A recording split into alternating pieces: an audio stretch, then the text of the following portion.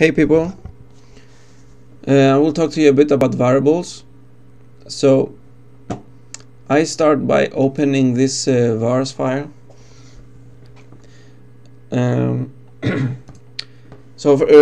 Let's explain first what the variable is. A variable, you should think of it as a box that can have some information inside that you want to play with. And now that can be a number, a character, a string. It can be different things. So the first step is to create such a box, and you do that like this. You just say what kind of information is inside the box, what kind of data, and that is the int here, which stands for integer, and then you put the variable name, that is a here. The variable name can be different things. It can be whole words like this is my var. This is also correct, but it's just easier to have small words or a few letters for a variable. This step is called declaration, and that is that's very obvious. It's when we declare something, we just by definition it means that we make something very known. So here we want to make known to the computer that we have this variable, so we can use it later and so on. After you have created a box, a variable like this, you have to fill it with something to put inside.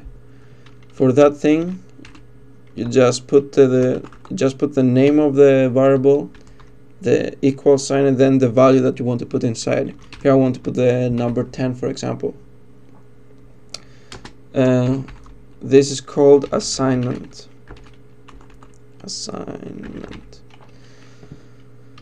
So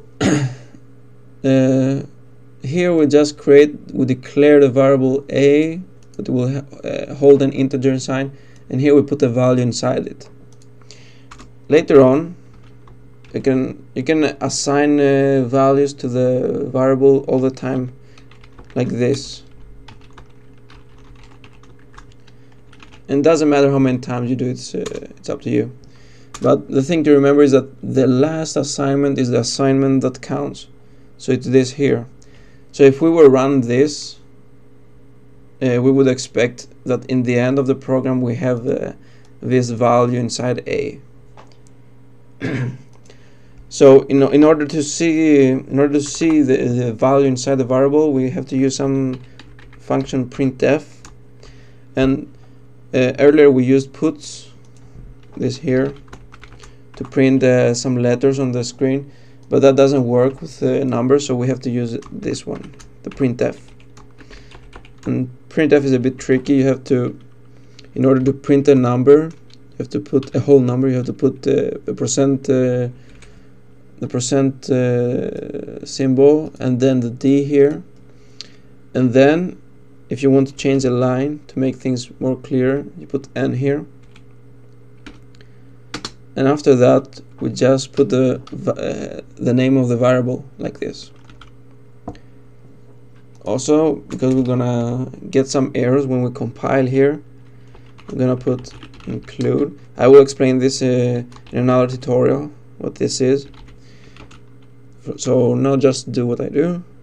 Standard input output .h. So now if I'm going to run this program, I should expect to just get printed this thing here, because that's the last assignment. And let's be clear, I compile it and I run it. So we got what we expected. Now when it comes to variables, sometimes you want to declare and assign at the same time. So for that I can just erase this whole thing, the a equals 10, and I just put it here. So then I have the declaration and assignment in the same line, and it's a bit easier. It's less code. So I recompile here, and I get the 10 there printed. So that was one. Something else that maybe I should mention is that a variable can be any kind of data type.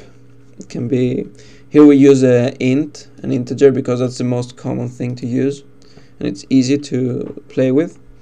But this can be a character like this, or my car.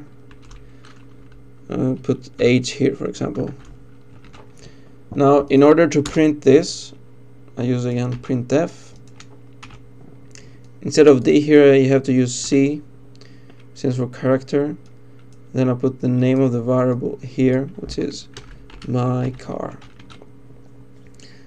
So now I have two variables, A and my car, with different types of stuff inside. The one has a character, so car, my car, and we assign the value H inside it.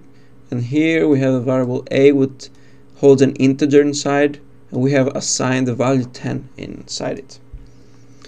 So here I just print A and then my car.